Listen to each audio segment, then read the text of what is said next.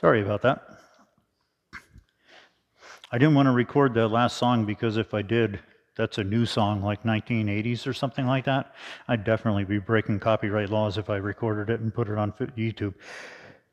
A few days later, when Jesus again entered Capernaum, the people heard that he had come home. So many gathered that there was no room. So many gathered that there was no room left, not even outside the door. And he preached the word to them. Some men came, bringing to him a paralytic carried by 4 of them. Since they could not get to him, can't read this morning. Since they could not get him to Jesus because of the crowd, they made an opening in the roof above Jesus, and after digging through it, lowered the mat and the paralyzed man was lying on.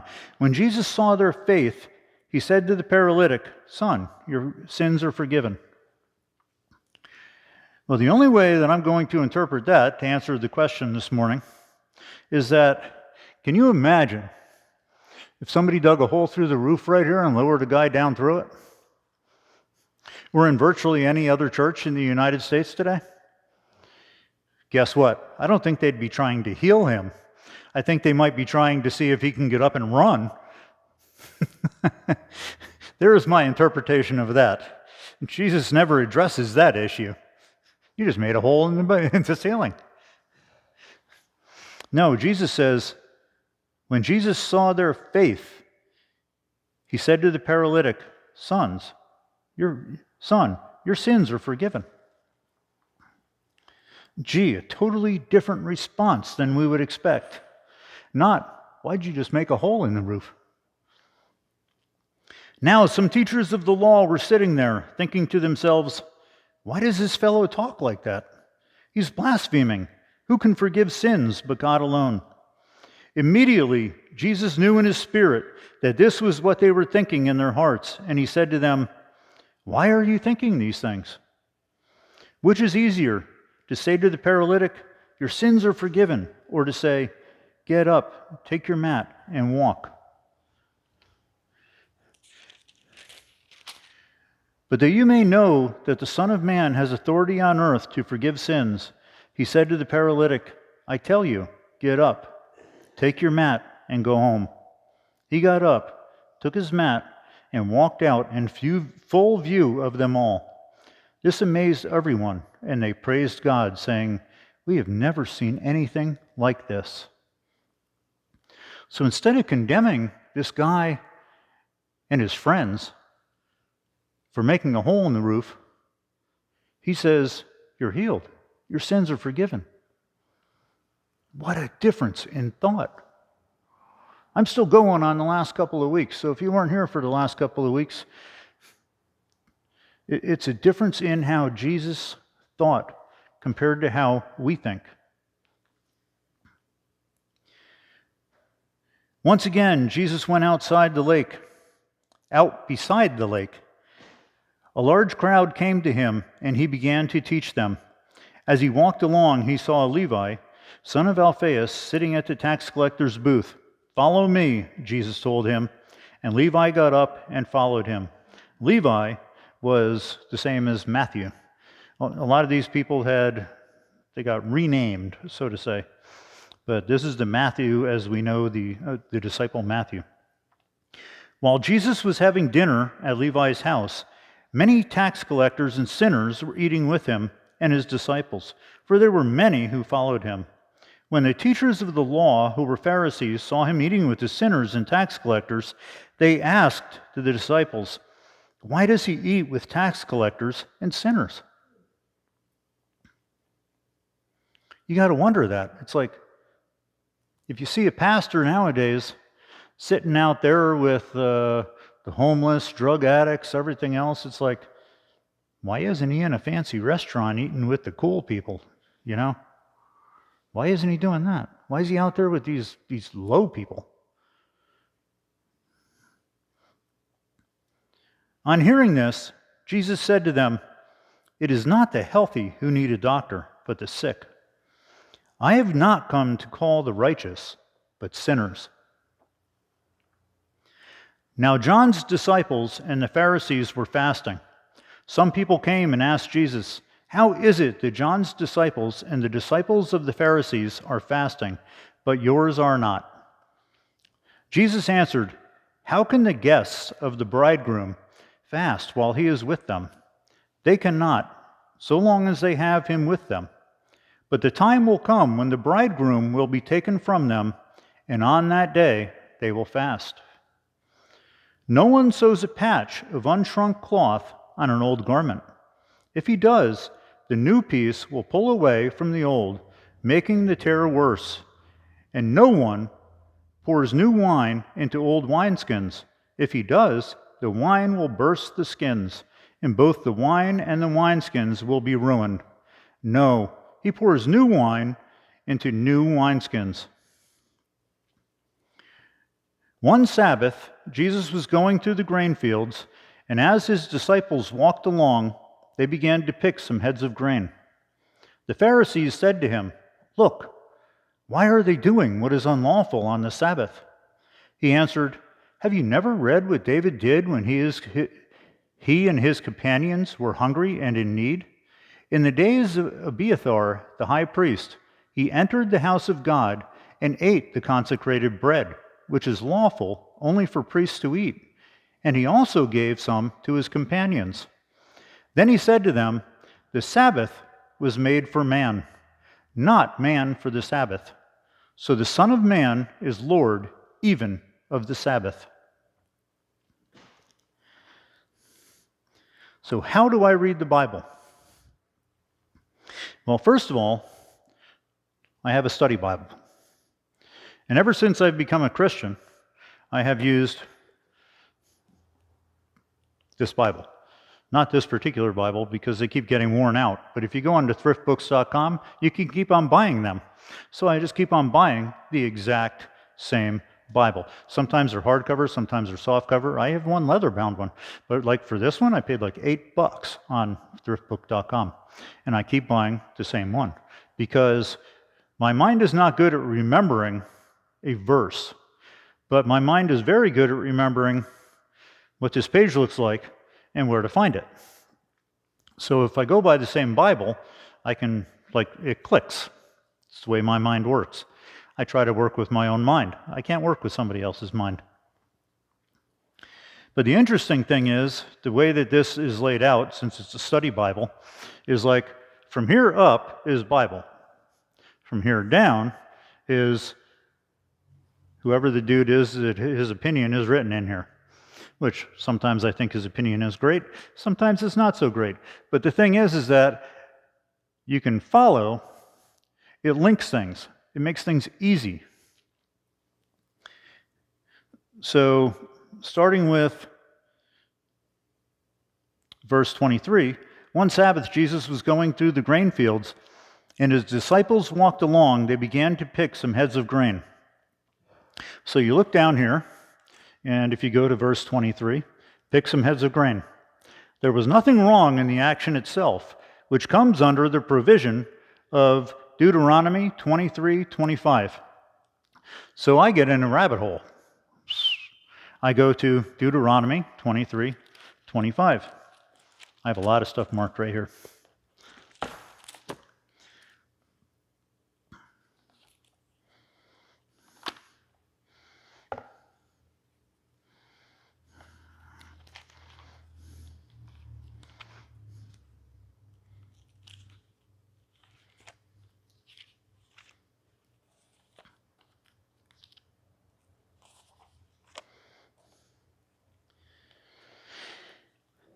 Deuteronomy 23:25.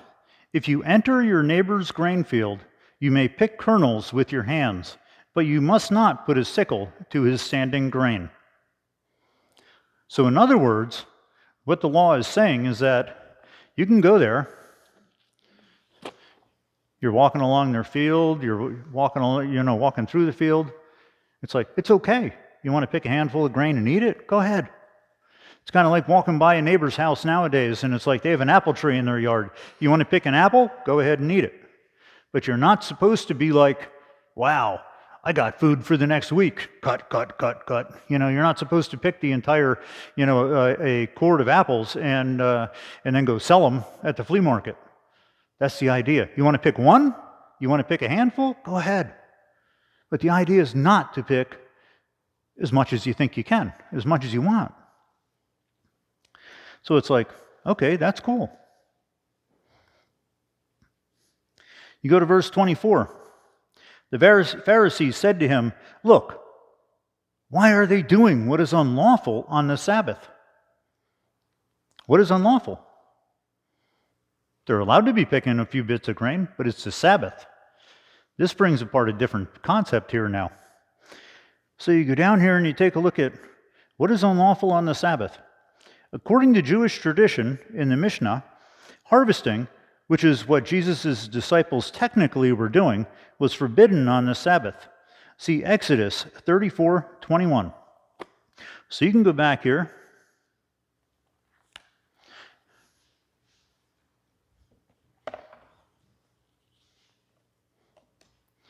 Okay, we're not going to see Exodus 34:21. What we're going to do is we're going to see, because there's a different place that has it, there's a couple of places that it says this.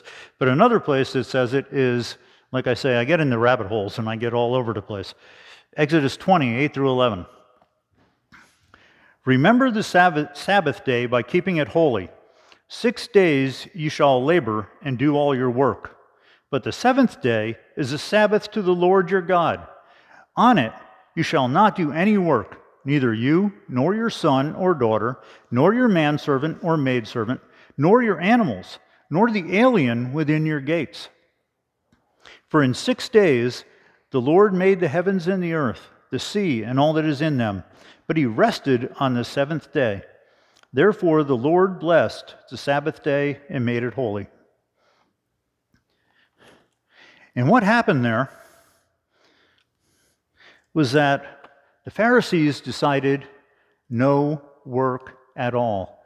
And even Jews nowadays. I got to work at Jewish camps a lot in northern Wayne County when I was working for the one company. And I always thought it was interesting. First of all, because some of these guys really knew their not Bible, but the Old Testament very well. And I would ask them their opinions and thoughts and everything else, and ask them some interpretations. They go on in the New Testament, which they don't know. But the thing is that they could tell me the interpretation from the Old Testament in their opinion. And one of the things was that if you go to most of those Jewish camps, they have a string going around the whole camp. And you're not allowed to carry stuff past that string. I honestly don't remember the entire definition of it, but to go beyond that string, you're only allowed to walk so far those days as well. And it's amazing how, they have work is, they make all the food the day before, they do this, they do that. I mean, you're not supposed to, every possible thing that you can do on Friday, their Sabbath is on the Saturday. Everything that you can do on Friday, you're supposed to have done by Friday evening. And that's how it works. So when they're out there picking grain, it doesn't say particularly in the Bible that they're not supposed to pick some grain, but they considered that work. And that's the reason why they were busting on Jesus, because it's work. How could he let his disciples work on the Sabbath? What does Jesus say? And we could easily say, if we gave this answer nowadays, we could easily say, he's deflecting. Have you never read what David did when he and his companions were hungry and in need? In the days of Abiathar the high priest, he entered the house of God and ate the consecrated bread, which is lawful only for priests to eat, and he also gave some to his companions. So if you move on, what David did. See 1 Samuel 21, 1-6. The relationship between the Old Testament incident and the apparent infringement of the Sabbath by the disciples lies in the fact that on both occasions, godly men did something forbidden. Since, however, it is always lawful to do good and to save life, which is what Jesus taught. It is lawful to do good. This is what I'm trying to get across. The way that Jesus understood the law. He's saying it is lawful to do this. Jesus says this. To do good and save life, even on the Sabbath. That's why Jesus was just healing all these people. But that was illegal on the Sabbath too, because it was work.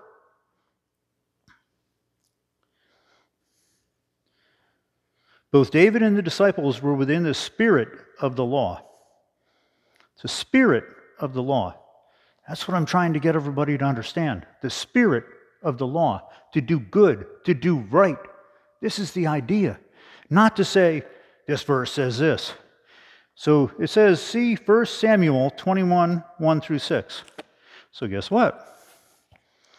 I go and I read 1 Samuel 21 through 26. David went to Nob, to Ahimelech the priest. Ahimelech trembled when he met him and asked, why are you alone? Why is no one with you? You have to realize that what just happened, I can't cover every base here, but King Saul was the first king that was picked by God because the Israelites wanted a king. So King Saul was picked by God, and then what happened was King Saul didn't do well by God, and so David was anointed as the king, but King Saul was still technically the king. And most people did not know that David was anointed as the king. But Jonathan, King Saul's son, warned David, you got to get out of Dodge, because my dad's going to kill you. You're a dead man. Get out of here. So David went running, basically. He had no food, he had no sword, he had no nothing. So he goes running. Where does he end up? He ends up going to get food. David went to Nob, to Ahimelech the priest. Ahimelech trembled when he met him and asked, why are you alone? Why is no one with you? David answered Ahimelech the priest, the king charged me with a certain matter and said to me, no one is to know anything about your mission and your instructions. As for my men, I have told them to meet me at a certain place. Now then, what do you have on hand? Give me 5 loaves of bread, or whatever you can find. Frankly, David lied. Bottom line, David lied. If you go down here to 21:2, it is not clear why David resorts to deception in his response to Ahimelech. It was complete deception, because he wasn't sent on a special mission by King Saul. He was trying not to get killed by King Saul. And if you go back just a couple of paragraphs that I wasn't planning on reading because I'm reading so much already today, it's either trust me on that or go back into 1 Samuel 20 and read about the reason why David was booking out. But David simply lied to him. But the priest answered David, I don't have any ordinary bread on hand. However, there is some consecrated bread here, provided the men have kept themselves from women.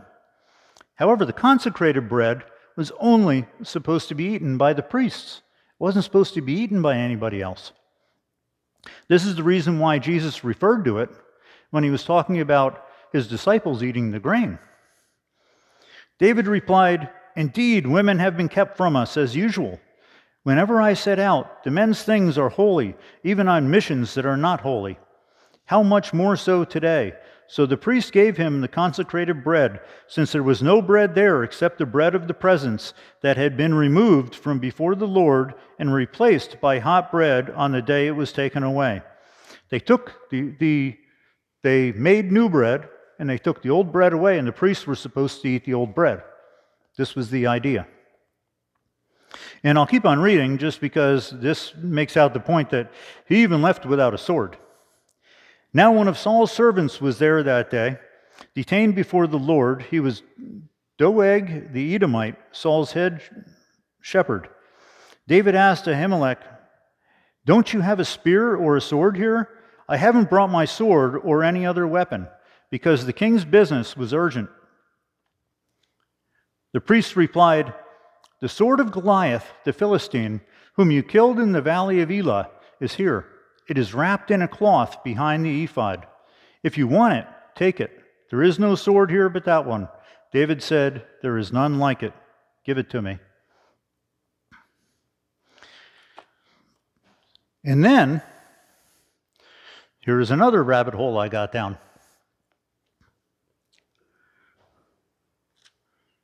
If we go back to Mark 2, like I say, this can take me a long time. If we go back to Mark 2, in the days of Abiathar the high priest, is what this is talking about from verse 2:26. According to 1 Samuel 21:1, Ahimelech, Abiathar's father, was then high priest. See note on 2 Samuel 8:17. So for some reason, Jesus said about Abiathar being the high priest, but if you go back here and you read it, it says Ahimelech is the high priest. And frankly, I researched that, I Googled it, I read as much as I can about it, and nobody has the explanation on what the difference is there. There is, on that, there is not quite any understanding. I'm trying to find where exactly he talks about his...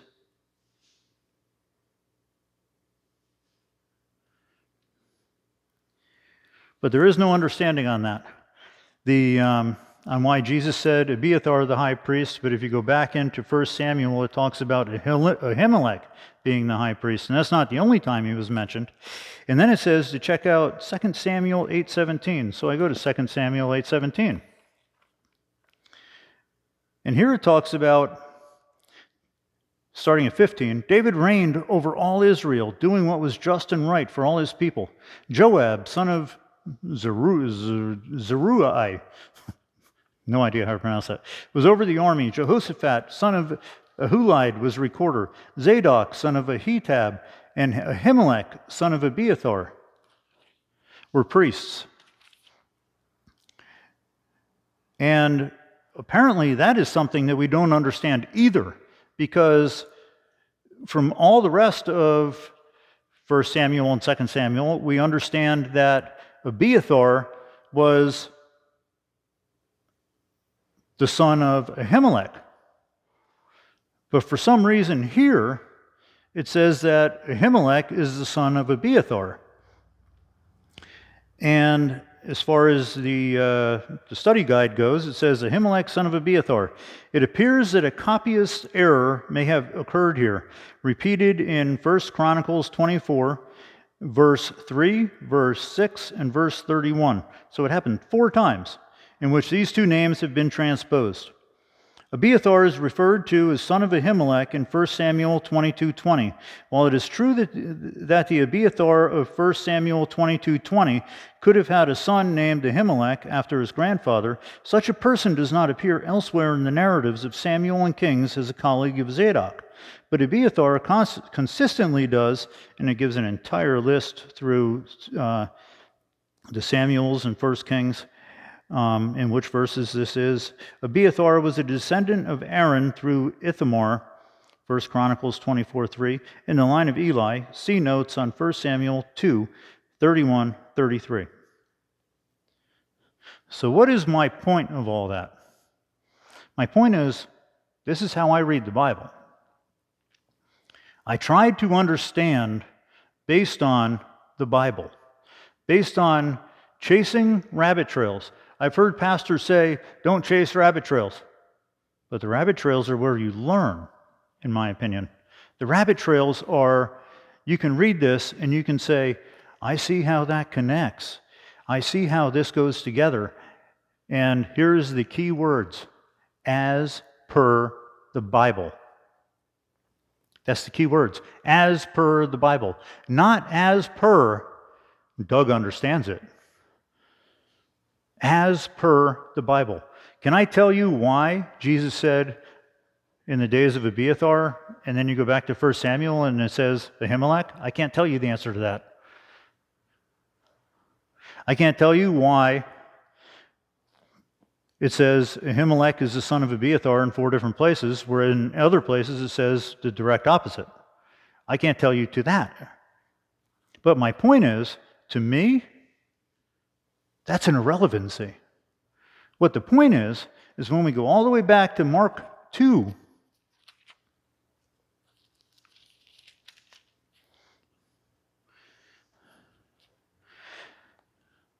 we can see how Jesus responded. We can see what his point was. Have you never read what David did when he and his companions were hungry and in need? In the days of Abiathar the high priest, he entered the house of God and ate the consecrated bread, which is lawful only for priests to eat. And he also gave some to his companions. Then he said to them, the Sabbath was made for man, not man for the Sabbath. So the Son of Man is Lord even of the Sabbath. Jesus rules. Jesus is, and honestly, we don't know the complete meaning of this either, the Son of Man. You can study that and you can go down rabbit hole after rabbit hole because nobody quite knows why Jesus always referred to himself as the Son of Man. Nobody really knows. Why did he do that? Not exactly sure. What exactly sure does it mean? Not exactly sure. You can spend an entire vacation studying that. You can spend a lifetime studying that, and you're going to come to a conclusion that probably isn't right because nobody knows. After 2,000 years, still nobody knows why Jesus always referred to himself as the Son of Man. Don't know. But what we do know is that he's correcting the Pharisees. He's telling them, just because they picked a little bit of grain, they're hungry. They need to eat. David was hungry and he needs to eat. It's not a matter of following exactly what you think. It's a matter of having a heart and saying, these people are in need and they're not doing anything against God. They're simply trying to eat. That's what Jesus is saying to them. And they're saying, but they shouldn't be doing that because it's against the law. Where did the law say they can't pick any food? They're hungry. They need to eat. It's just like in all the times where Jesus was healing these people on the Sabbath. They needed to be healed. Was it wrong for them to heal on the Sabbath? It wasn't wrong for Jesus to heal on the Sabbath, or he wouldn't have done it. He healed because they needed to be healed. It's just like he talks about if you have a lost sheep on the Sabbath, are you going to go and look for the sheep? Are you going to dig, help it? What are you going to do? And it's the same way with people. There's so many things that we can't and don't understand in this book. I could be on a vacation for another month and I could still come back and I can say, guess what? I don't have the answers for this. I'm not going to make up an answer for it because that's not my job. That's not my job. I don't make up answers. I don't make up excuses. I don't make up things. I will tell you the truth. This is what this book says. And you can interpret it the way you want to. I would encourage you to get a study Bible. I would encourage you to go and read and go down rabbit holes and pursue different thoughts and things and learn. Don't just learn from me because everything I say does not mean it's correct. I'll try to make everything as correct as I possibly can, and I will try to say nothing that's my opinion. I tell you that all the time. But at the same time, you have to study and learn yourself. Because here we have an amazing person that calls himself the Son of Man that I would prefer to call the Son of God because that I can grasp. I can grasp that. The Son of Man?